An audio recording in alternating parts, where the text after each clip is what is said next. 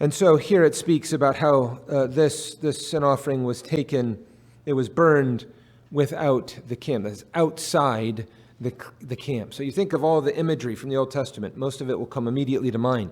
Outside the camp, that's the place where the lepers were. Outside the camp, that's where the criminals were taken and slain or executed. Outside the camp, those who were defiled had to go there.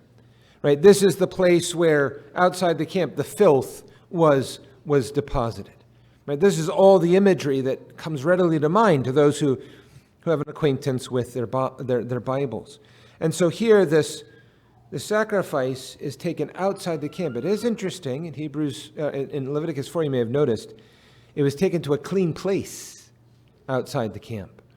And there's connections there in terms of relationship to the Lord Jesus Christ, but it's taken outside the camp and burned. The point is, this is the place that Christ himself has entered. Christ himself has suffered outside the camp, outside the gate. I mean, here is the Lord Jesus Christ who is being numbered with the transgressors, with the defiled, with the unclean, with the leprous, with the criminals. Christ is being identified with transgressors. He is the one who is being made curse, the curse of the law for us. He's taken himself outside the camp in order to suffer. And yet he's doing so as the one who is the impeccable Holy One, the one who is flawless and blameless and without spot and holy and undefiled and separate from sinners. Nevertheless, he's taken outside the camp. And you see it